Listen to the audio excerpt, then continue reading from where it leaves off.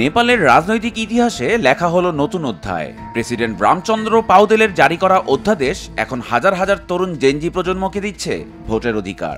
যাদের জেনজি প্রজন্ম বলে ডাকা হয়, তারাই এখন দেশ গড়ার মূল সিদ্ধান্ত গ্রহণকারী। দুর্নীতি আর দুর্বল শাসনের বিরুদ্ধে জেনজিদের জোরালো প্রতিবাদের ঢেউ আছড়ে পড়েছিল রাজপথে। সেই আন্দোলনের চাপেই পতন ঘটেছিল পুরনো সরকারের।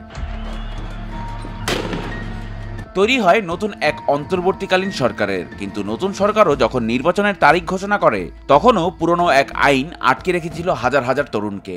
2017 সালের ভোটার নিবন্ধন আইনের 4 নম্বর ধারার 2 নম্বর উপধারা অনুযায়ী নির্বাচনের তারিখ ঘোষণার পর নতুন ভোটার হিসেবে নাম লেখানো ছিল নিষিদ্ধ।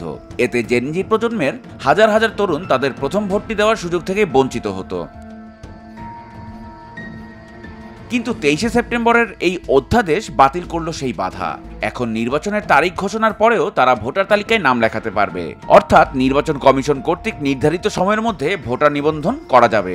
এর আগে সুশীলা কার্কির নেতৃত্বে অন্তর্বর্তীকালীন সরকার গঠিত হয়, আর এরপরেই নতুন স্বরাষ্ট্রমন্ত্রী ওম প্রকাশ আচার্য ইতোমধ্যেই সকল যোগ্য ভোটারকে নিবন্ধনের সুযোগ দেওয়ার প্রতিশ্রুতিও দেন।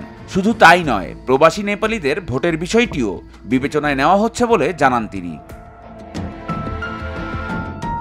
প্রশ্ন উঠেছে, এই তরুণ শক্তি কি দেশের রাজনীতির মোড় ঘুরিয়ে দিবে, নাকি পুরনো ধারাই টিকে থাকবে? তবে নেপালের ইতিহাসে এই অধ্যাদেশ একটি মাইলফলক হয়ে থাকবে, কারণ তরুণরাই এবার নির্ধারণ করবে তাদের দেশের ভাগ্য। ইলিয়াস হোসেন, স্বদেশ প্রতিদিন।